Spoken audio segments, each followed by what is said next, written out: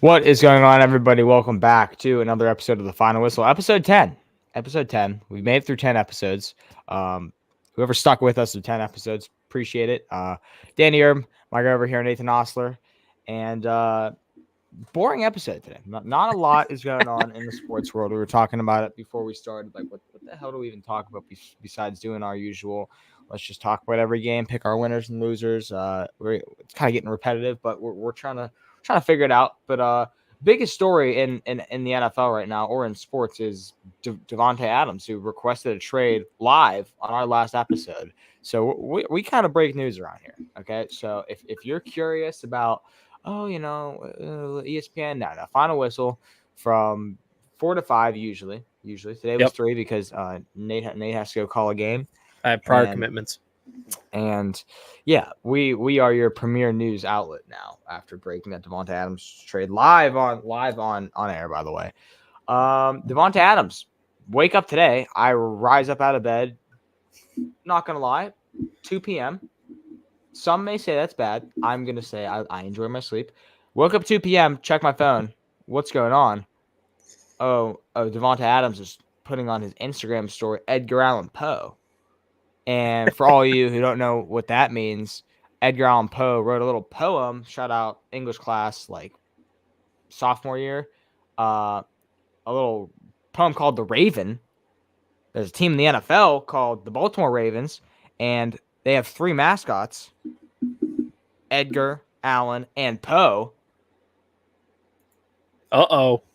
So now I'm pissed because I'm a Steelers fan, and they already got Derrick Henry, one of my favorite running backs of all time. I was a big Derrick Henry guy. And then they go ahead and they sign with the Ravens. Now I can't be a Derrick Henry guy. They got Lamar Jackson running MVP. And now you want to go get a generational receiver in Davante Adams. I can't handle that. Listen, the Steelers beat the Ravens regardless, no matter what. But if they start having a Pro Bowl team, whole Pro Bowl roster, I don't know. I don't know if we're going to get split with them every year like we usually do with Mike Tomlin. But that being said, Davante Adams is being a little Brandon Ayuk-ish now. Conspicuous. Yeah, and posting stuff. And I hate, this is what I hate about this type of stuff, is just any move this guy makes until he is traded is now going to be used to, oh my God, he's going here. If he posts a picture with a sandwich, people are going to be like, oh, he's endorsing Permanis, he's coming to Pittsburgh. If he's on a plane, people are going to be like, oh, it's a jet. It's a metaphor for going to the Jets. Yeah. It's everything. But I mean, there's no really going around him posting Edgar Allan Poe at all. Honestly, that's like a clear, like, yeah, I want to go to the Ravens. And if he goes to the Ravens, I'm not kidding. The NFL might be ruined for me for the rest of my life. Can I have permission to share my screen really quick? Yeah, sure. I got to show something that's really funny about this whole situation. I'm going to figure this out. Go to my Twitter. There we go. I don't know if you can put it on. Yeah. There he is. That's the post. Just a picture of Edgar Allan Poe. Now, here's the even better part. Did you see the second thing he posted on his Instagram story? No. He posted a riddle. Everyone in the state of Maryland right now trying to solve this riddle. Believe nothing you hear and half of what you see. Edgar Allan Poe. So does that mean that was just a prank? Or is like he just posting clips? Like, is he saying like you shouldn't believe anything you hear in the media? Or is like this actually mean he's going to be a Raven? Or like what does this possibly mean? Like if you're looking at this quote, what do you think that means? I don't know. I was on my phone for Edgar Allan Poe session in English class. I'm not gonna lie. I didn't really pay attention. I'm completely with you. I'm gonna stop sharing it. This is the most annoying aspect of sports is when like it becomes a reality television show. It's for the entertainment. It's for the show. Yes, people love trade rumors, and I'm pretty sure we're only a couple weeks out of the trade deadline. At this point, it's just funny. I feel like tomorrow he might post a picture of like a steel beam, and then the next day post a picture of an airplane. The next day post a picture of him at church for the Saints. Maybe post a picture of a bill, like a Buffalo Bison. Maybe post some cheese for the Green Bay Packers because they might be interested possibly. But like this is the stuff like sports fans love and hate at the same Yeah. time. Like I didn't even know he posted anything because I personally don't follow him. And you were like, oh look, Edgar Allan Poe is like, look what he posts. I go up, I'm like, oh my goodness, like come on. There's so many things like just makes. Like, I saw a Steelers fan find the quote of the Raven, and they put it was like the word Raven, and they put VAN. It was a meme page and had a picture of Van Jefferson. So maybe you know what? Maybe he wants to play with Van Jefferson. He just doesn't want to tell everyone that it's going to be the Steelers. But other than that, like this whole Devontae Adams situation is just it's becoming the new Brandon Ayuk. But this is like it's surging much faster than Brandon Ayuk just because it's during the season and the trade deadline is in a very few short weeks, and we're starting to see some teams enter bye weeks, and that might be the time where they start to make some trades when they enter their bye weeks. But yeah, like for like teams on bye week this week. Lions, Titans, Eagles, Chargers. I just read an article, teams that might be interested or could be a landing spot for Devontae Adams. One of those teams is the Chargers. They're on a bye week. Who knows? Maybe he'll post a picture of a lightning bolt in like a 2-day window. Maybe he'll post like the weather radar if there's a severe thunderstorm where he's at. But yeah, this whole situation is just kind of funny. Like I hate it, but I also love it because it's like kind of creative. I don't know, like they should just be writers, drop out of the sports world and just go make a movie if you're having all these Easter eggs. Because it's like you're watching a Marvel or Star Wars movie. They're going to cram a bunch of Easter eggs and make the people think.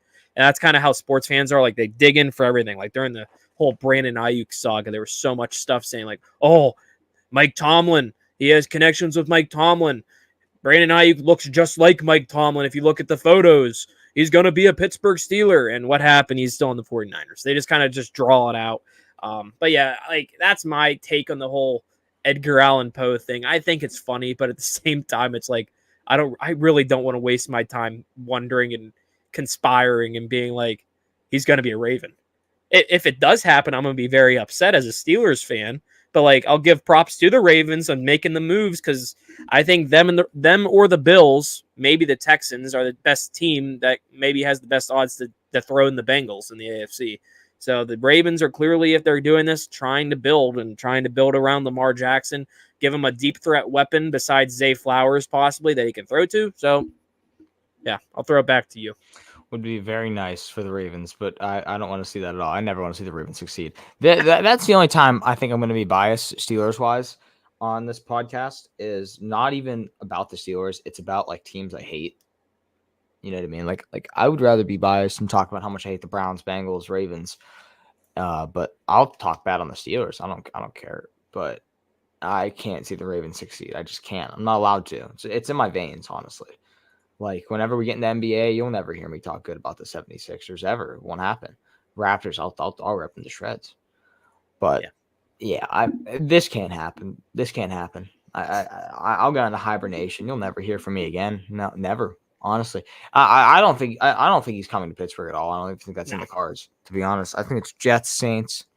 You know what I mean? Yeah, like I was Saints would be cool. I'd like Saints out of all of it, honestly. I remember you said he wasn't going to go to the Saints when we first did this, but I feel like your mind has changed. I forgot Derek Carr. But like I was like listening to a bunch of stuff, like hearing other people like reporters' takes. Like there's the whole thing. Devontae Adams, I think, clearly wants to go to the New York Jets. That is his number one target, just because of the Aaron Rodgers effect. He wants to go play with Rodgers, but he also wants a solid QB situation. He wants a QB that's pretty good and can throw him the ball. And then that's why the Saints are also in there. Like he has the Derek Carr connection. They played together in college. They went to the same school, and he got that's why he went to the Raiders, by the way. That's why he wanted to go to Las Vegas at the time. He wanted to go play with Derek Carr. Then in that whole fiasco, I think 2 years ago, he wanted to go play with his former college buddy, and when he shared the field with Fresno State with him. So that's why he's there. And he wants to possibly go to the Saints because of, guess who? Derek Carr. So I think the number 1 and number 2 spots might be growing Jets and Saints as those are becoming very popular. Like if I'm going percent chance, and I'm starting to see a lot of like Pittsburgh media start to say this, like there's a lot of people that don't even think we're in the sweepstakes and they're just throwing our name in there. And I could honestly see that as well. I think the Steelers have a 5% chance to get Devontae Adams just because the cap space is awful. And that's why I'm kind of leaning the Saints won't get him either because their cap space is also awful. And he has a big cap hit. I think it's in the 20s. million range at the top of my head.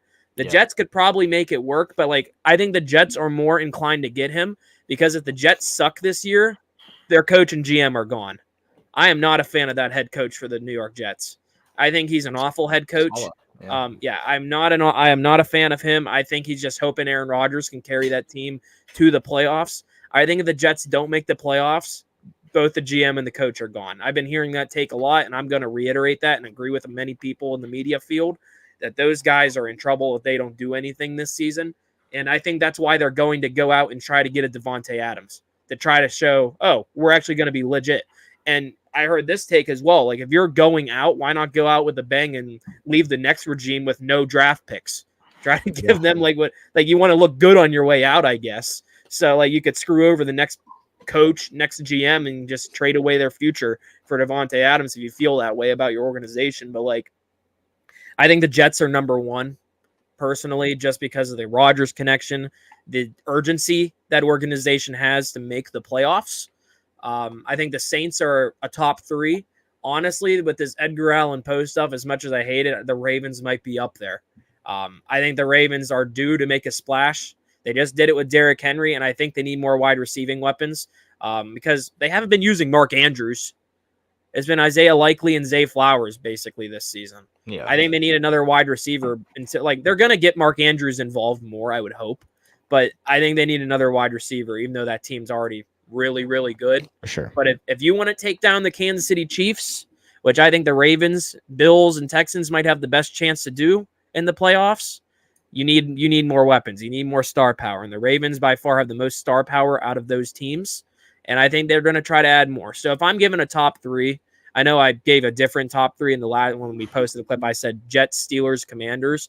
I might change that to Jets, Ravens, Saints, based off what has happened throughout this week with seeing different teams, the odds of them getting him, and like hearing national media say, okay, the Jets are his favorite destination. He wants to be a Jet. The Saints are in there because he wants to go play with Derek Carr. And he also wants a quarterback that can throw him the ball, Lamar Jackson.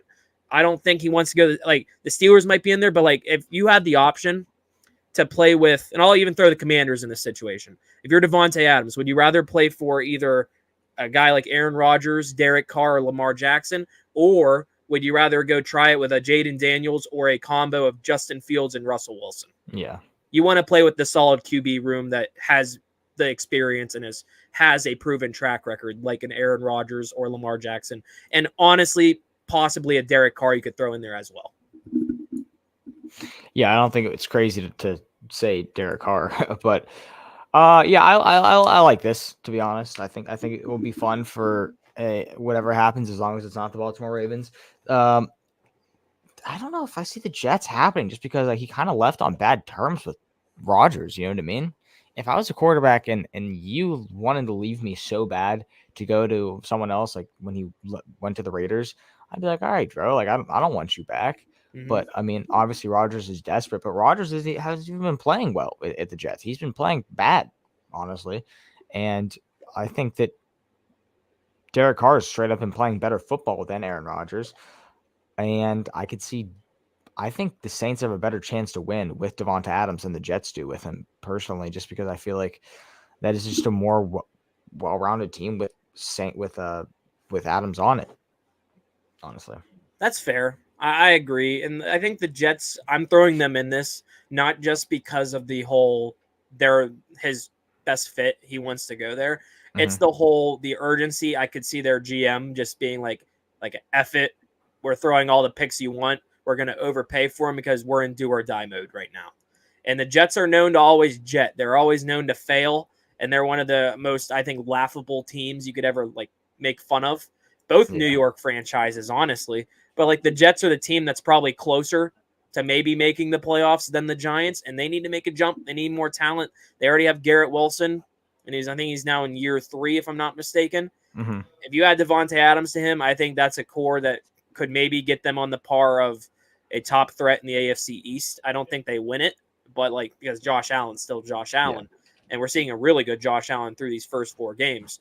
But I mean, that's why I'm throwing the Jets up there. It's just the urgency. I think they're going to make the trade whenever they see fit, or the Raiders are just going to take advantage of a GM being desperate to keep his job and just him overpaying draft picks and other positional players. If you had to put your everything on the line for it, who you betting on here? Who am I betting on? Yeah. Honestly, the Jets. As much as it's like the easy option, it's just the part of my brain, like hearing media personnel talk about this. And I'm not giving into what national outlets are saying.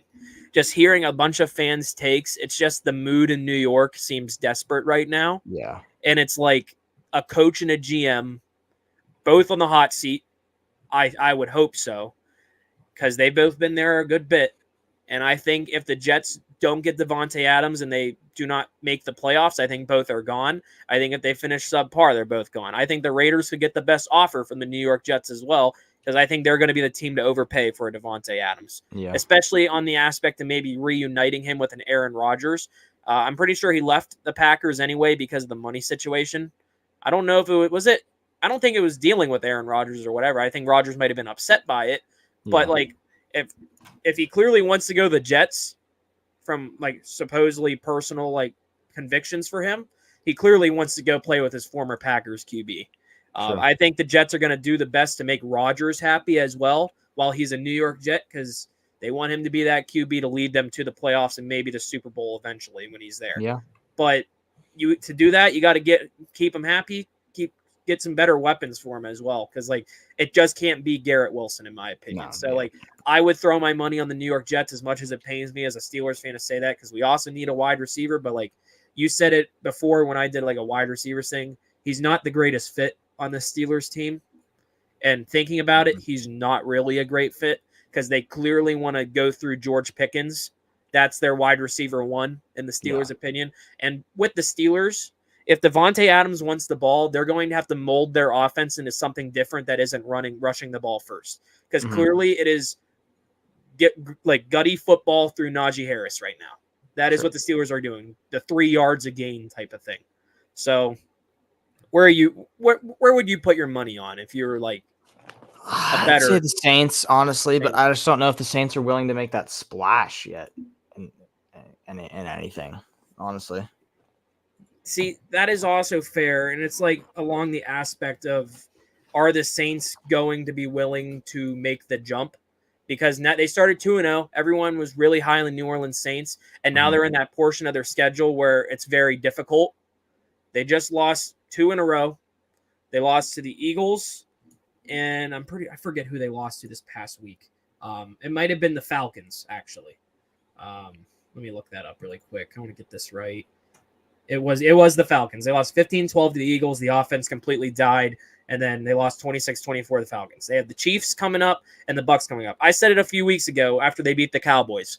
These next 4 games are going to be a test to see if the Saints are legit, and they're already 0-2 over those next 4 games. So I think if the Saints want to be even more legit and maybe prove themselves and maybe go into they're not going to get Davante Adams for this Chiefs game. I would be shocked if that was there for Sunday Night Football, but actually Monday Night Football. But maybe for that Bucs matchup at home, that would be a solid debut to make his debut in New Orleans. Make it happen at home. For sure. They have a couple a home game after that against the Denver Broncos.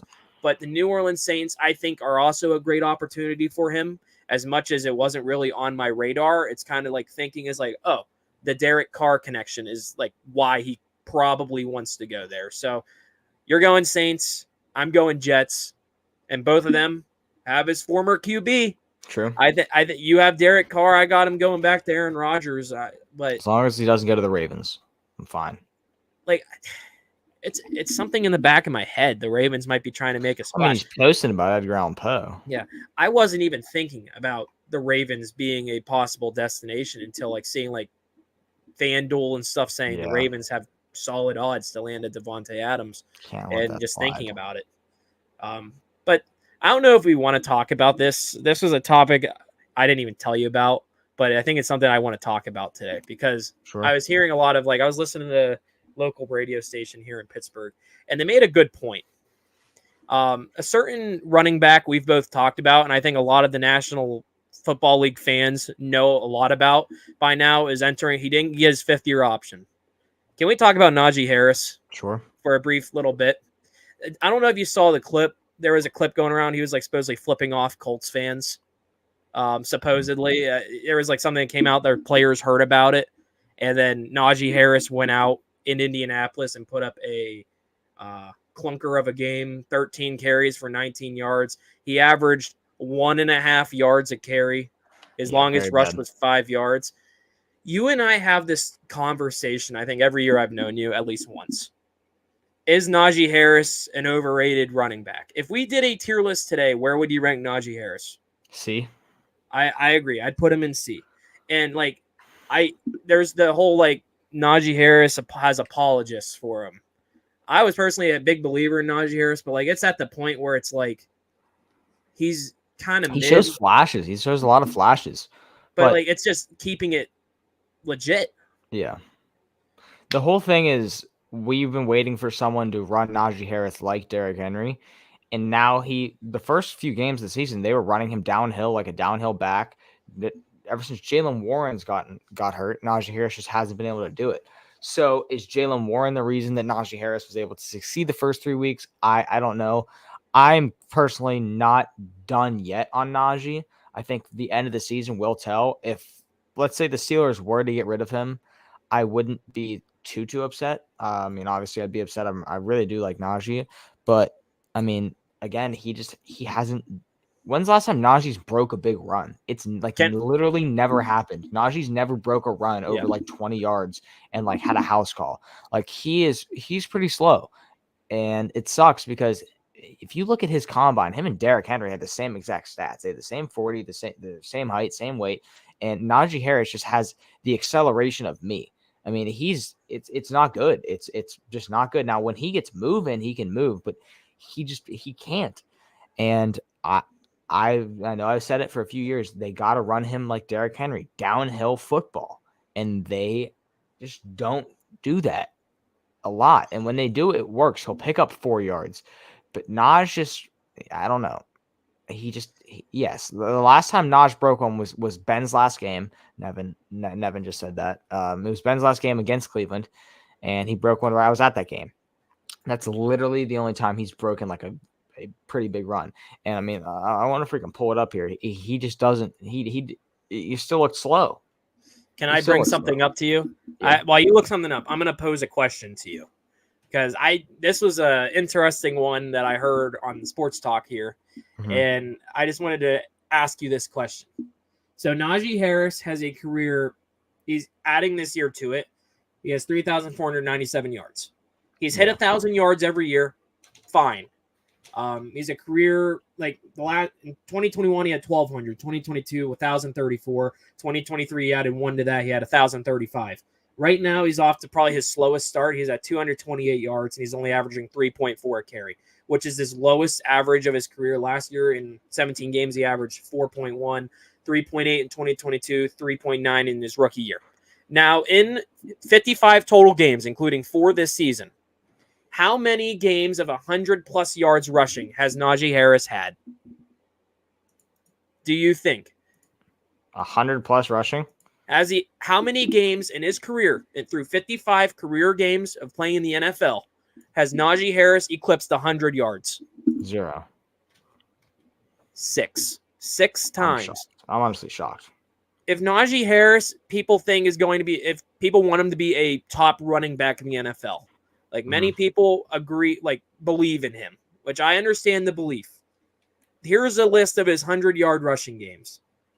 Number 1, rookie season against Denver at home, 122 yards.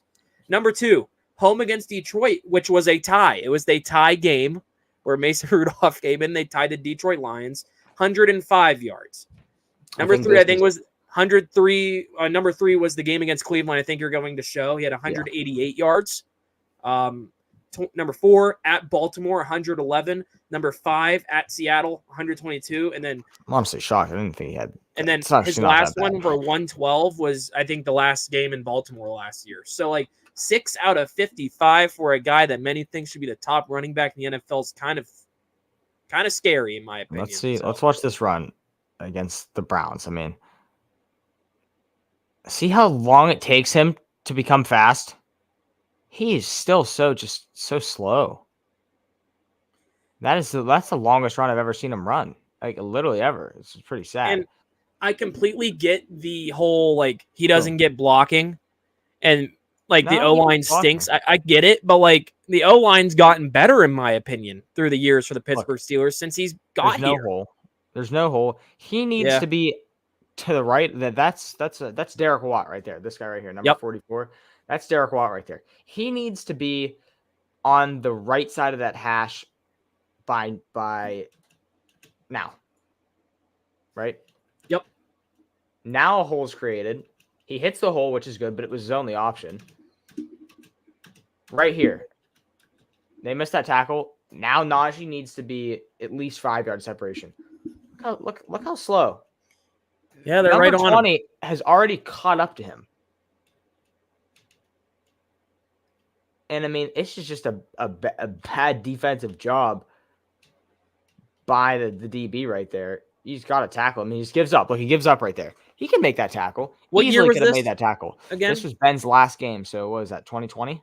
2021 it would have been. 2021? This would have been his rookie season. Yeah. So that's the fastest he's looked in his NFL career Ever. that That's I his can longest run remember ever. as a Steelers fan. That is Najee Harris's biggest run ever. Is that really? Longest You know run what's ever. funny about that? Yeah, I'm looking at his stats. That would have been a 37-yard run if that was his longest. It is. His next longest in his career, 36 yards. After that, in 2023, he had a 25-yard rush. His longest so far this season is 21 yards. 21. I'm at the point where I'm like with Najee Harris, it's such a replaceable position, and I think he's in the position with the Steelers where he's kind of set in stone because there's so many injury issues the Steelers are having. Jaylen Warren looked to me to be the next running back of the Steelers, be their RB1. He hasn't really been playing well because he's been hurt. He hasn't been able to play. Cordero Patterson played amazing against the Colts. He's hurt. The next guy up is a fourth stringer with the last name Shampklin. He got I mean, he got at least one snap against the Colts, but I don't see him replacing Najee Harris. So if you're the Steelers in your offensive scheme, I just want to ask you this question, and I'm not turning this into a Steelers episode, but this is a hypothetical question I want to ask. You're going into a game against the Dallas Cowboys, which I think looks to be probably game of the week, I would say, for a lot of people besides Bills, Texans, maybe. A lot of people are hyped for the Steelers-Cowboys Sunday Night Football game. It actually looks like it's going to be a good one. The Steelers 3-1, Cowboys, I think at the top of my head, 2-2. Najee Harris, the Steelers are clearly going with the run-the-ball-first mentality. Micah Parsons is hurt. DeMarcus Lawrence is probably out. Micah Parsons might be out. They're missing a solid edge rusher and a guy on the line. Yeah. Here's the question I want to ask. Justin Fields looked very good with his arm. He can make plays. He's shown a lot of flashes this year. Should the Steelers still stick with run first against the Dallas Cowboys and their defense that's been struggling, or maybe switch up the game plan and maybe shock the Cowboys and give Pickens the ball more? Maybe a sneaky Calvin Austin the ball more. Go to Pat Freiermuth or Darnell Washington, who, in my opinion, Justin Fields has enjoyed throwing to Darnell Washington a lot. I've already been seeing Mount Washington, as we like to call him in Pittsburgh, get the most targets I think I've ever seen him in one game.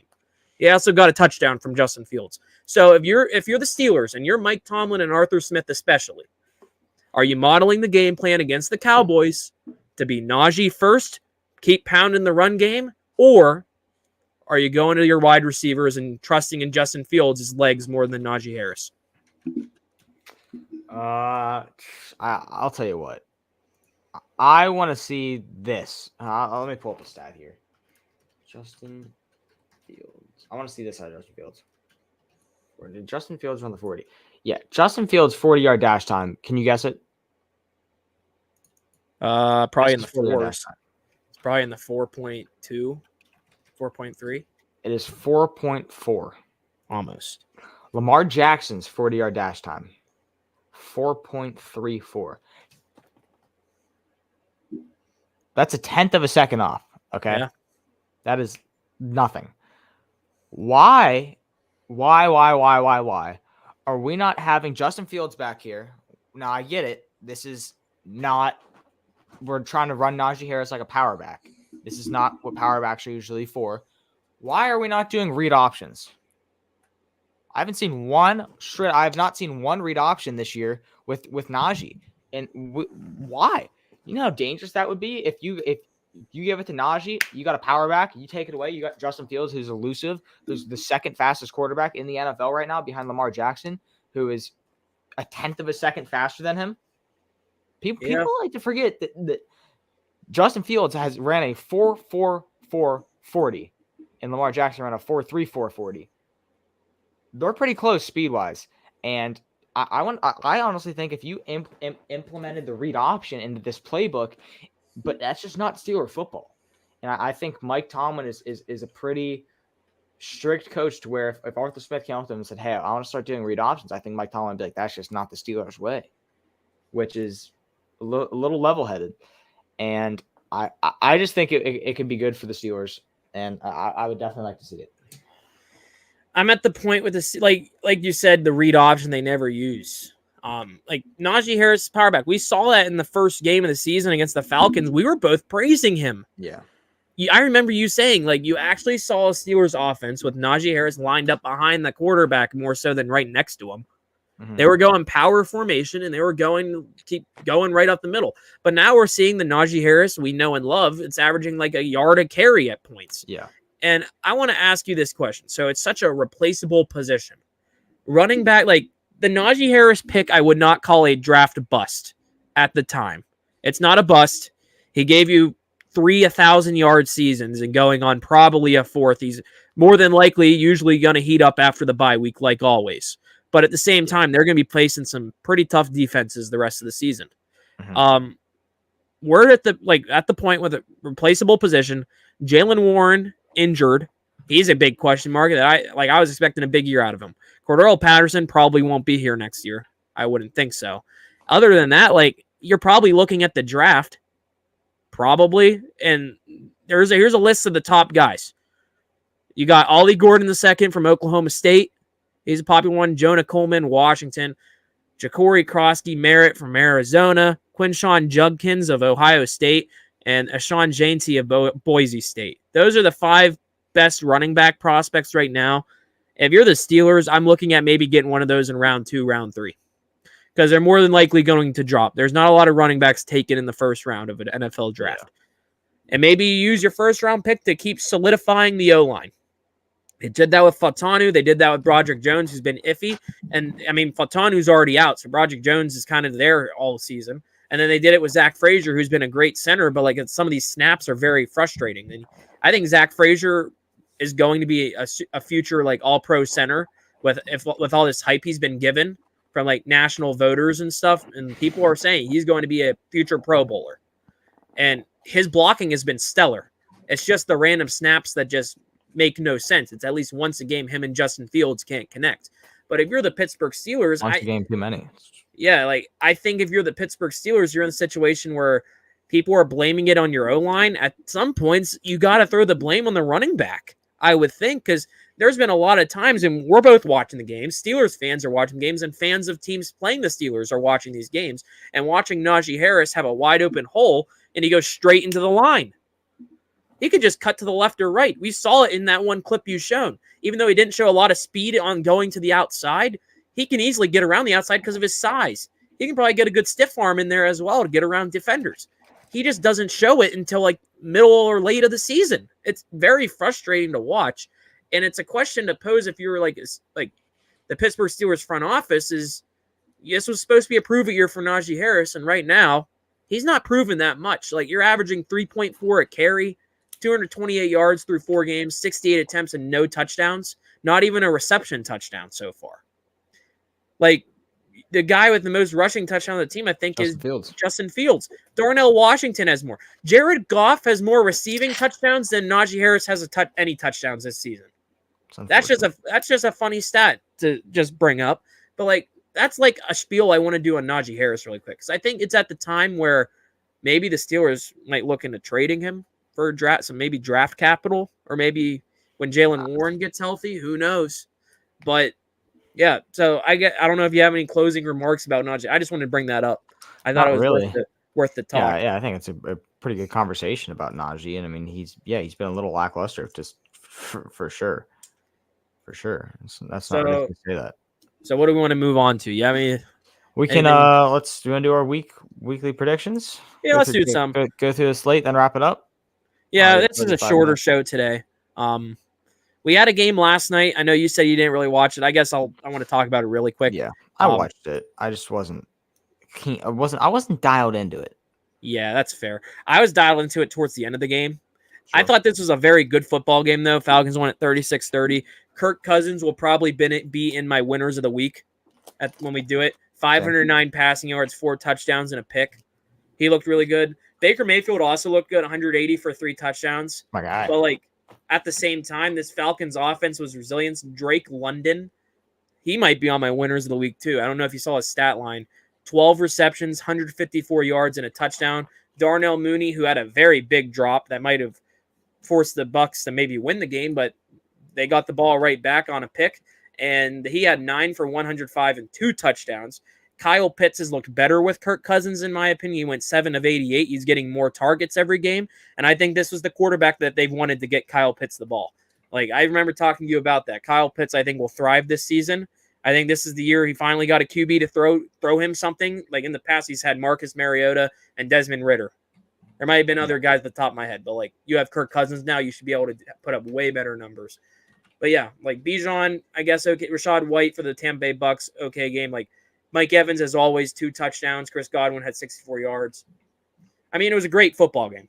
But, like, this, who stole the show is Kirk Cousins. 509 passing yards is legit. And Kirk Cousins has finally woke up. And I think this NFC South I wasn't really excited for, but now with the Saints being competitive, I thought this was going to be the Bucs running away with this division. It's clearly the Falcons are here, and they're here to play some good football. Yeah. So they're now tied with the Bucs at 3-2. So I don't know if you have anything really to add, but I thought it was a great game. Very, very interesting game. I mean, it went down to the wire. Young Ho Koo drilled the kick to 10 to OT. A little bit of confusion. I know they thought they were going to get a clock reset, and then they got that delay game, which could have screwed them. But Young Ho Koo is just automatic here. Baker Mayfield had a solid game. I would like to see more out of him. Chris Godwin is still looking like, honestly, the wide receiver 1 right now in Tampa Bay, even though Mike Evans had the 2 touchdowns. Chris Godwin has easily been Baker Mayfield's favorite target going into this year. And personally, I think Rachaad White's going to lose his job to Bucky Irving pretty soon here. So Bucky Irving and Rachaad White, this split backfield, it's working so far for Tampa Bay. They look like a good team. They are a playoff team. And I still think this is a team that's going to win that division. Yeah, I agree. I agree with the Bucs still win the division. I think the Falcons are going to start to run away with second place at least. I think the Saints might be falling off a little bit. Yeah. And especially since they got the Chiefs and the Bucs coming up. That Bucs game is a really big early season matchup for the New Orleans Saints coming up. Yeah. But I think the Bucs are fine in first. I think the Falcons might be a wild card team. I didn't think they were going to be a wild card team. I think they're going to be in the mix for that wild card spot. And maybe the division still. They now have a 1-0 record against the Bucs. Maybe they make it 2-0 at the end, like later in the season. But I thought this was a great Thursday night football matchup. But there's a couple good matchups I want to talk this week to you about. I mean, we just talked about the Steelers, but I think the game of the week for a lot of people is Steelers-Cowboys. Yeah. I guess let's just get into that real quick. So to the Steelers-Cowboys. Yeah, I do want to see a big game out of Najee Harris, but here's my thing. The way the defense performed last week, they got cooked by Jahan Dotson. Or not, that wasn't Dotson, was it? Who was that? That was Josh Downs. Josh Downs, Michael Pittman too. Like they were going nuts. I mean, if we can't guard Josh Downs and Michael Pittman, what the hell are we going to do against CeeDee Lamb? Yeah, I mean, dude's probably arguably the best receiver in the NFL right now. Who's guarding Joey Porter Jr.? Like he's looked like burnt toast. You know what I mean?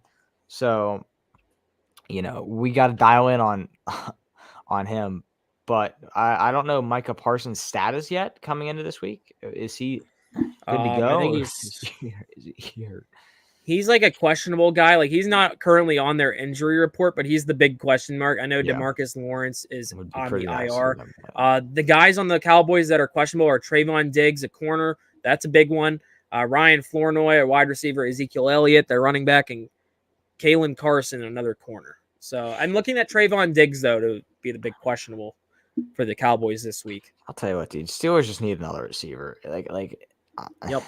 It's pretty sad. They wasted a bunch of time on Brandon Ayuk, and nothing came out of it. They couldn't get even a free agent. They didn't even go after like a Kadarius Toney of all people, which I thought would hasn't been picked up yet. Which is actually really funny that he's not I'll been take picked up. Kadarius Toney. At this point, you have to. You need another weapon. I know he's been iffy in his career, and I personally don't want him on the Steelers, but like, it's George Pickens, and what else? Yeah. I know Pickens doesn't have a touchdown, but like, Calvin Austin, I guess, is your wide receiver too, even though it's Van Jefferson on the depth chart. But like, and also, if you're a Steelers fan, may I ask this question? Where on earth is Roman Wilson? When's he going to show up for a football game? It's every week he's hurt, supposedly, when he's not even on the damn leg. Let me look at the full injury report here for the Pittsburgh Steelers. I'm going to go to the Pittsburgh Steelers here on ESPN. Right now, for this week, Alex Highsmith's out. That's a huge loss. Nick Herbig, I don't think was practicing, but I think I would expect him to play. Larry Ogunjobi, questionable. Russell Wilson, of all people, still questionable. They're downplaying that injury. They're just making stuff up at this point to make it feel like Justin Fields is locked in. Because I don't think Mike Tomlin wants to move on from Justin Fields, which they should not move on from Justin Fields. But like this whole Russell Wilson is questionable every week is actually becoming a really funny story. Because I don't know if you saw the video of them doing like the exercises, like everyone is running through, and then Russell Wilson just ran off the side, which like I thought it's funny, but it always happens. Like players can just not have to jump over the last like whatever they used in the, like a hurdle. But like Russell Wilson just walked off this side after he did the drill. But, like he's doing drills, and then Cordero Patterson's questionable. But like today, the one that came out was Jaylen Warren, of course, questionable. The Steelers are riddled with injuries. I think the biggest one is Alex Highsmith, but like, where on earth is Roman Wilson? That's all I want to know. Is he finally going to play? Like, supposedly he was healthy last week, but he still didn't play. They didn't play him. Yeah. They're still playing like Van Jefferson, who hardly gets the ball anyways. I'd rather see the rookie wide receiver. Like, personally, I remember seeing you that one night when they drafted him. I was so high on him. You were high on Roman Wilson. We were hyped about that draft pick. Yeah. And it's just nothing, as they haven't used him, and they're not letting him play at all. And I hope they get to let him play. But like the Cowboys are also missing key pieces, especially on defense, with DeMarcus Lawrence, with a possible loss of Micah Parsons with the ankle. And like you said, and I'll say this too before I get to that point. Somehow the Steelers are the favorite in this. A lot of like ESPN's giving them a 51% chance to win, which I don't agree with. I had this as a loss, I think, in my predictions for the Pittsburgh Steelers, just because I like Dak Prescott more than Justin Fields or Russell Wilson. I like CeeDee Lamb more than George Pickens to get into the end zone. I like their running back core way more than Najee Harris this season, personally, even though they haven't done much either. Like, I think the Cowboys have the Steelers beat in a lot of positions, and like there might be Steelers fans watching and say, "Oh no, you're wrong." Like, look at the team. Just look at the depth chart. The Cowboys have more talent. They're the better team on paper. The Steelers might be able to pull off the usual BS victory that they do every couple of weeks, and they always find a way at the end. This game will be close, don't get me wrong. But, like, I would probably pick the Cowboys. If like this is only the Steelers' second home game. Who knows? If they win this game, I would be, like, going nuts. I'd be like, Justin Fields is the greatest quarterback of all time. I'll drink the Yinzer Kool-Aid right there. But, like, I'll just say Steelers going to Super Bowl. But the Cowboys, like you said, if they couldn't stop Josh Downs, Michael Pittman ran all over them. How are they going to stop CeeDee Lamb? Like, you said it perfectly. And, like, I just want to pull up. Where's the Cowboys depth chart? I need to pull this up really quick. I don't know if you have it up, but their wide receiver room is completely better, in my opinion, than the Steelers. CeeDee Lamb, Kevontae Turpin, who has been a great returner. Brandon Cooks is out. Jalen Tolbert they have. Jalen Brooks they have. It's better than the Steelers one. They have that beat on paper. Dak Prescott's better on paper as well than Justin Fields. You look at him. Maybe that give the Steelers the edge at the tight end position. I would take Freiermuth over Ferguson. And the Cowboys as well has one of the best kickers in the game right now. So, like, there are two teams that are in positions I don't think they're used to being. Like, the Steelers are in first place. The Cowboys are in second place. I think this is more of a must-win for the Dallas Cowboys. I think they're going to be way more urgent. And I'll just make this point really quick before I hand it off to you. Sorry about the spiel, but it's like the Steelers usually get a lot of home fans. I don't think people are expecting there to be – I think people are underestimating how many Cowboys fans are going to be at Acrisure Stadium. Cowboys fans travel just like Steelers fans. It might be like a 50-50 crowd, honestly. No 0%. It might be 60-40. No. There's no way. Listen, I was Problem. listening. They were talking like people were calling into radio stations around here. People are already selling their tickets to Cowboys fans for 3 times the value. I'd do it too if I had the if I had a $200 seat and I was able to sell it for like $800. Heck yeah, I'm doing that. I'll watch it at home. But like, there's a chance there's gonna be a lot of Cowboys fans there. Don't get me wrong, but like, I'm probably taking the Dallas Cowboys to win this game. It's gonna be close, but like, they didn't stop Josh Downs last week. I don't trust like a guy like Joey Porter. Like Minka Fitzpatrick's even shown some bad plays, and like he's supposedly one of the best safeties in the league. How are they going to stop CeeDee Lamb? My prediction here: Mike McCarthy's only beat the Pittsburgh Steelers once, and that was in the Super Bowl with the Green Bay Packers. Ever since then, he has not beat the Pittsburgh Steelers. Last time the Cowgirls have came into Heinz Field, they beat us with Ezekiel Elliott after the AB fake spike. I'm going to go with the Pittsburgh Steelers here. I just think that Mike Tomlin, prime time, he doesn't lose these type of games at home. They find a way to win. They're going to find a way to win. The Cowboys have been playing down to their opponents. The Steelers tend to play up to their opponents. I think the Steelers squeak out a win here. So you're going Cowboys. I'm going to go Steelers. Can I just throw this up there really quick? Sure. He said Tomlin doesn't lose on prime time. What happened to that Patriots matchup last year? True. I think it was Monday Night Football. True. But we also play down to our opponents. I'm saying when we play up to our opponents. That is a good point. Yeah. So we're split on that one. I think this is still going to be game of the week. I think it's going to live up to the hype. Let's move on here. We'll rapid fire some picks here, unless we want to really talk about it. Jets Vikings. We can talk about this for a little bit. I do want to talk about this. Right, 4-0 out of Sam Darnold so far. I think the Vikings keep it rolling, and they beat the Jets here. I like that take, and I was going to save this for my upset pick of the week. I think I'm going to take the Jets over the Vikings. Wow. It's in England. They're in the one. This is the first London matchup. No. It's going to be at 9:30 in the morning. So make sure your fantasy football rosters are set if you're playing like a Justin Jefferson, a Sam Darnold, or an Aaron Rodgers this week, or a Garrett Wilson for all you Garrett Wilson fantasy owners. 9:30 a.m. If you're watching this game, have fun. I'll be sleeping probably, but I'm not waking up for this game. But yeah, Vikings Jets. I think people like the Jets. They're in do or die mode, in my opinion, already. I think they might upset the Vikings here. I think the Vikings are due for a loss, even though they've been playing great football. And I think Aaron Rodgers he's played the Vikings so much in his career. He knows a lot of their defensive schemes. He knows how the Vikings usually play every season. So I am going to take the New York Jets. Yeah, I'm going to go with the Vikings here. Panthers Bears. I'll go Chicago. I'll go Chicago as well. I think Caleb Williams looked good last week, in my opinion. He looked better than it's probably one of his better games. But home matchup, Carolina Panthers. They played a pretty good game against the Bengals. Don't get me wrong; they were scoring points, but I think the Bears get them here.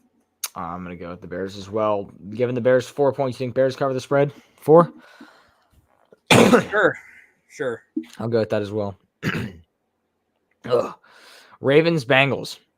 I'm gonna go with the Ravens here. They looked really, really good against the Bills.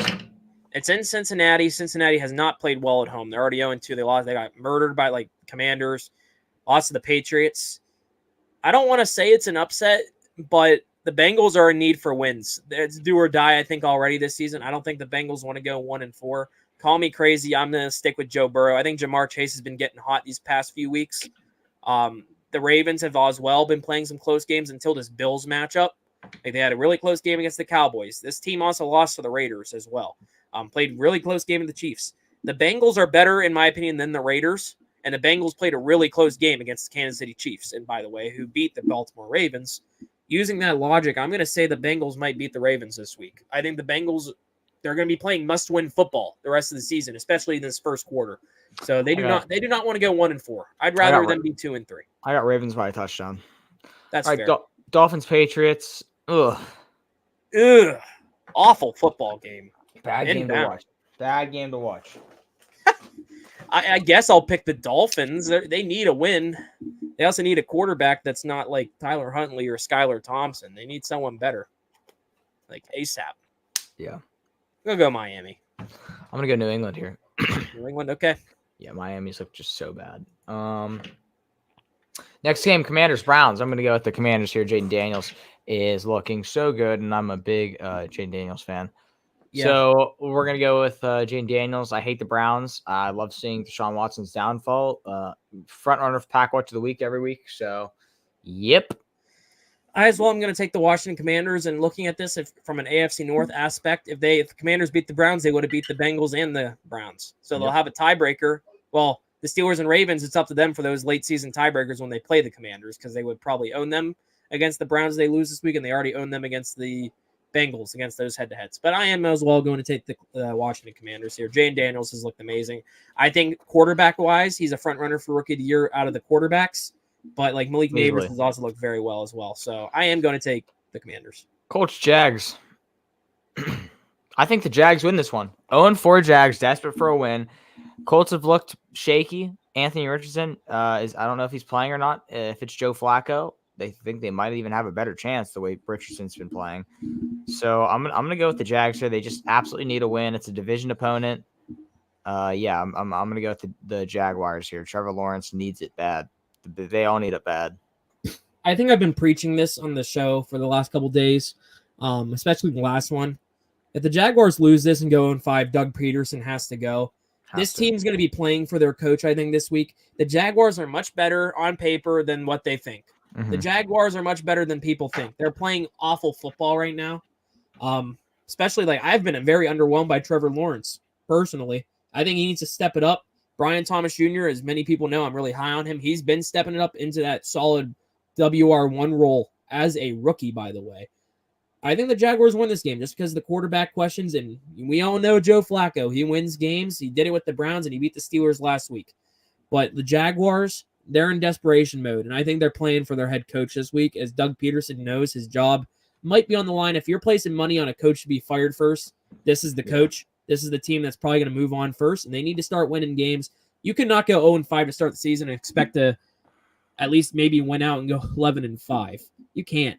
The best you probably go is 9-8 if you start 0-5 possibly. So I'm going Jaguars. I'm going to take them winning this game. Yeah, I think Jags are going to win this game as well. I just think they're so desperate for a win. They need one now. They can't go 0-5. They just can't. Bills Texans. This might be the best game on the 1:00 slate for sure. I'm going to go with the Texans to upset the Bills here. I am going to take I'll go different. I'm going to go Buffalo.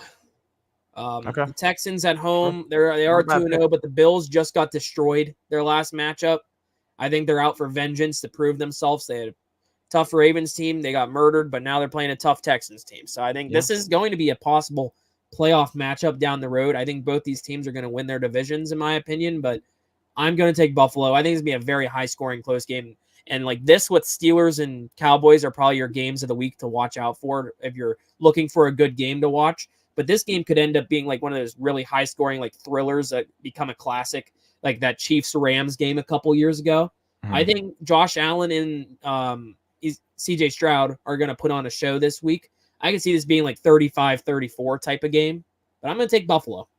Yeah, I'm going to go with the Texans here. I think C.J. Stroud's just going to lock it down, and we're gonna have a solid game out of everyone and from the Texans.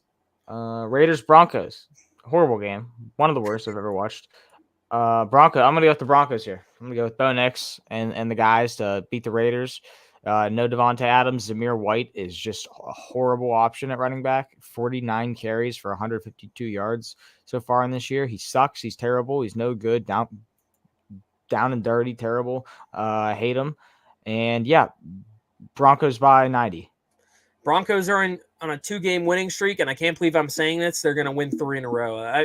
The Broncos are about to be 3-2. I have them as well beating the Las Vegas Raiders. It's also a home game for the Broncos, which their only home game, they lost to the Steelers, so their own one at home.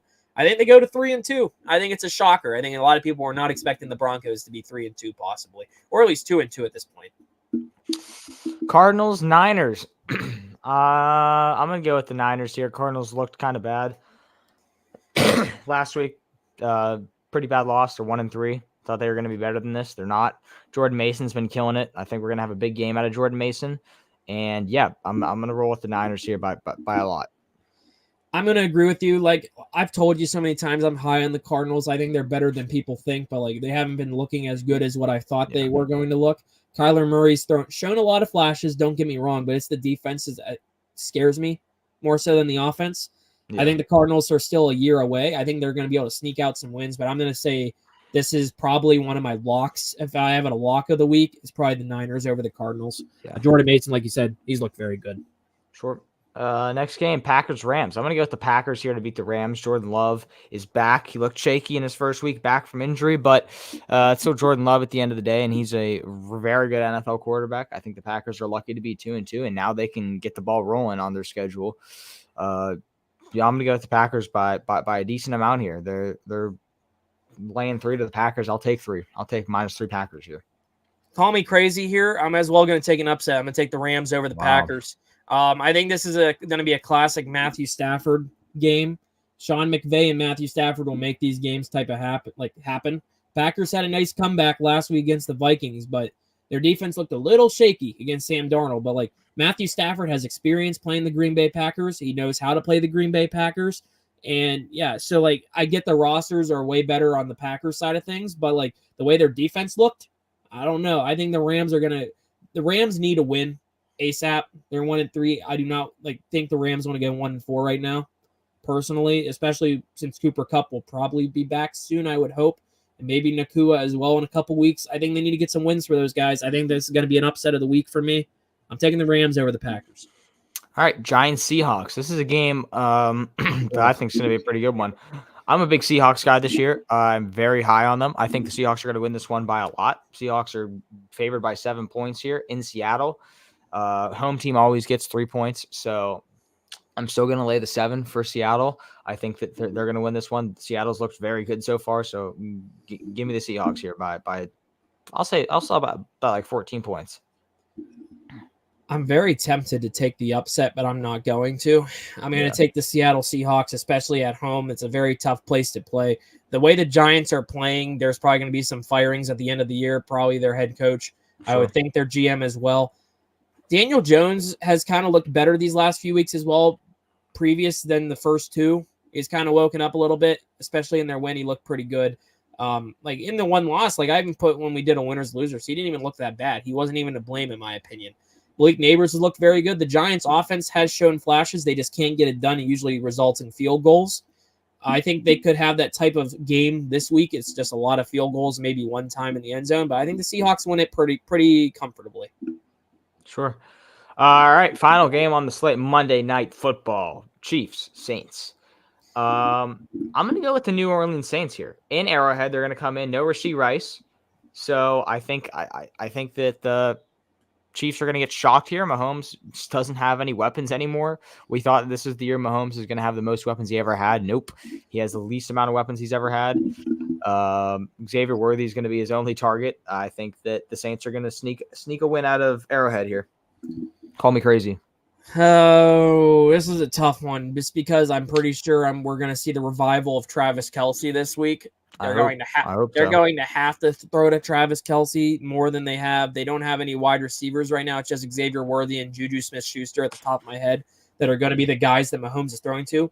Mm-hmm. And I always fall in the trap of doubting Patrick Mahomes, and guess what he does? It just takes the quarterback. He wins them games. The Saints have not looked good these last 2 weeks, and they're going through that little gauntlet I was bringing up about they play the Eagles, the Falcons, the Chiefs, and the Bucks. 4 games are going to tell if the Saints are going to be legit or not. I think they're going to lose again. I really do. I think they need another wide receiver. I think Davante Adams will be a different. We talked about him earlier. I think he'd be a difference maker, but I don't know if I can give this Mahomes losing at home to the New Orleans Saints. I don't think he does. I think the only teams he loses at home to would be the Bengals and the Ravens and maybe the Bills. I don't see them losing a regular season matchup against the New Orleans Saints and Derek Carr. And you know what? I'll probably be wrong, but I'm going to take the Chiefs. I just can't, even though he doesn't have much weapons, he always makes it work. So that's my little spiel about the Chiefs. So I'm going to have them winning. So do you have an upset pick of the week? Yeah, Saints over the Chiefs. Upset pick of the week. Saints over Chiefs in the Arrowhead. Derek Carr is going to perform well. Alvin Kamara is going to have a hell of a day. Mahomes is going to throw a few picks, and Travis Kelce is going to be absolutely absent. That's my upset pick of the week. It's going to go exactly like that, actually. Mm-hmm. You heard it right here. That's a good one to look out for. And I have, like I said, I had Jets over Vikings. I think that's an upset pick of the week for me. London game, first one. But I'll also keep an eye on Bengals Ravens personally. Sure. I think that's gonna be a very good football game. The Bengals are 1-3. They're only one game behind the Baltimore Ravens in the standings. If both these teams go 2-3 somehow, and the Steelers BS a win over the Dallas Cowboys, like could happen, what a world that would be. 2-3 Ravens, Bengals, and probably a 1-4 possibly Cleveland Browns, and then a 4-1 Pittsburgh Steelers.